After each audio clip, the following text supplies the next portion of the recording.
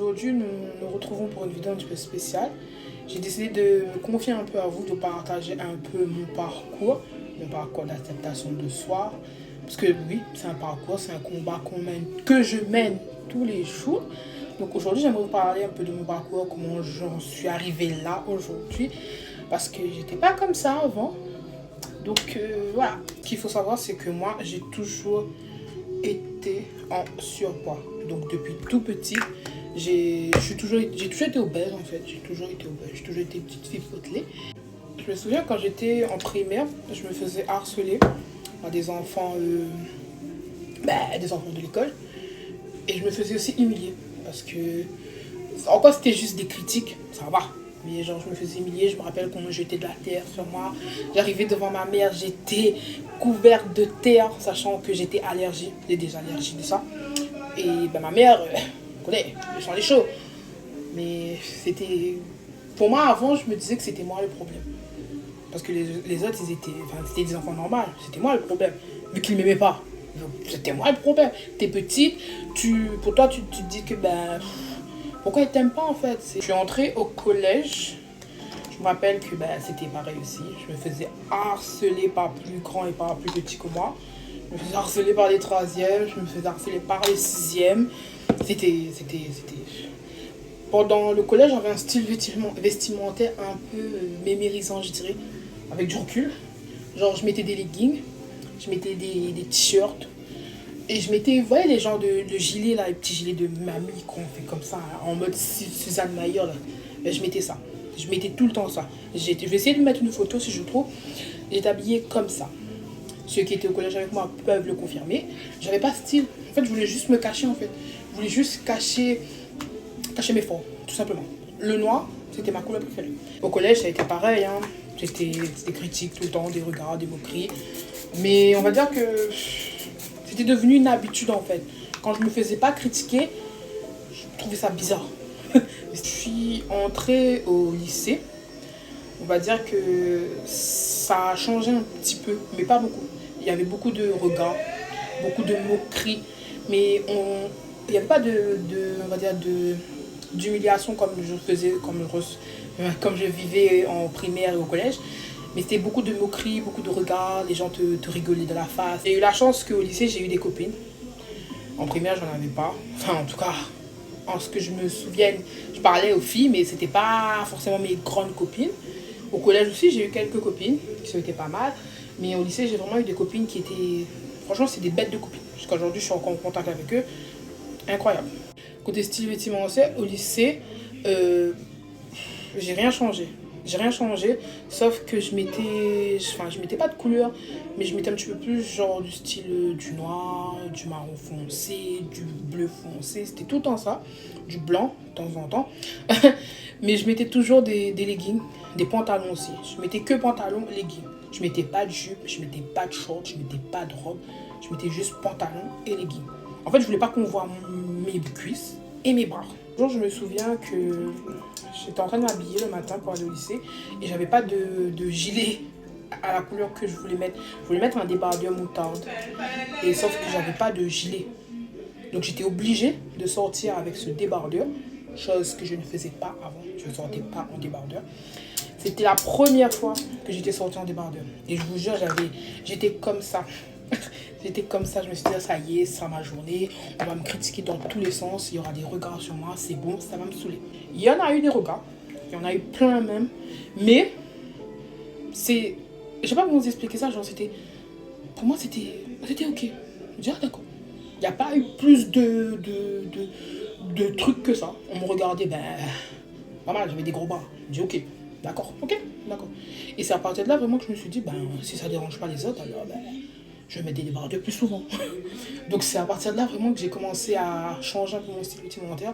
Pas grand chose, hein, je mettais juste des débardeurs, c'est tout. Je mettais plus les gilets de Suzanne Mayer, c'est tout.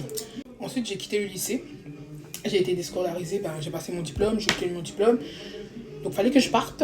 Donc après ça je me suis inscrite, un peu comme tous les jeunes à 16 ans déscolarisés, je me suis inscrite à la mission locale. J'ai essayé de trouver un petit peu de manière de m'en sortir. Je me rappelle à la mission locale j'avais une conseillère qui me conseillait pas du tout. Elle me parlait que de mon poids. Mon poids et mon poids. Quand je venais au rendez-vous avec elle, je venais à pied parce que j'habitais à 30 minutes du ruisseau local. Il n'y avait pas de bus qui passait à côté. Donc j'étais obligée d'y aller à pied. J'arrivais chez elle, j'étais essoufflée, je transpirais, chose qui est normale vu que je venais de marcher. Elle m'a pris des rendez-vous chez des psychologues pour en parler de mon poids. Alors que je lui avais dit que madame, pour l'instant, je sais pas que je me sentais bien, mais j'acceptais mon corps, quoi. J'étais en train de grandir, j'avais 16 ans. Je me suis dit, c'est bon, t'as quitté le banc de l'école, accepte ton corps maintenant. Elle acceptait pas. Elle acceptait pas. Moi, j'accepte, elle accepte pas. Donc, ce que fait qu'elle m'a pris rendez-vous chez un psychologue, je suis jamais allée au rendez-vous. Pour moi, je voulais pas qu'une autre personne dicte ma vie en me disant que tu dois aller prendre un rendez-vous chez le psychologue pour parler de ton poids. Non. Un jour, j'ai dû aller chercher un stage. Donc, j'étais partie dans un magasin en ville, en centre-ville. Ce jour-là, ce magasin m'a recalé à cause de mon physique. Elle m'a pas dit de vive voix qu'on ne prend pas parce qu'on est grosse, mais elle m'a fait comprendre dans son regard qu'on ne prend pas parce que t'es grosse. Elle n'a même pas pris le temps de regarder mon CV. Elle m'a regardé de haut en bas. Elle m'a dit non. Et j'ai vu qu'en fait, elle me critiquait. Et ce jour-là, j'en ai pleuré parce que enfin, j'ai pas pleuré devant elle, mais j'en ai pleuré chez moi quand je suis arrivée chez moi, quand vous êtes toute seule. Parce qu'en fait, tu te demandes, pourquoi t'as rien fait? J'avais le diplôme nécessaire, elle m'a pas pris. Après ça, j'en ai eu marre. Je me suis dit, si les magasins ne veulent pas de toi, crée ton magasin. C'est de là que je me suis dit, je vais devenir mon propre patron, je vais essayer de devenir entrepreneuse. J'ai bien essayé.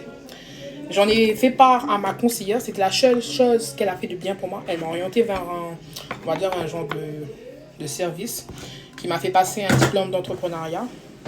La formation, elle était à l'UIT de Saint-Pierre, donc à l'université.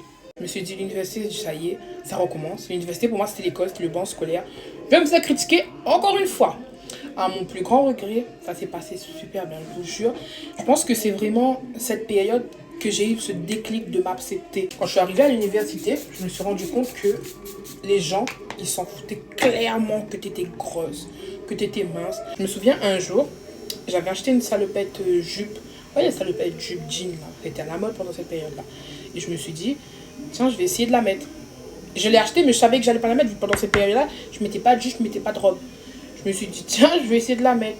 Le jour où je l'ai mis, je suis partie en formation. Et ce jour-là, j'ai eu aucun regard sur moi.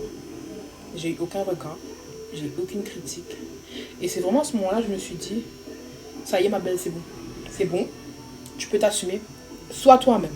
C'est vraiment à partir de ce moment-là que j'ai commencé à changer de style vestimentaire.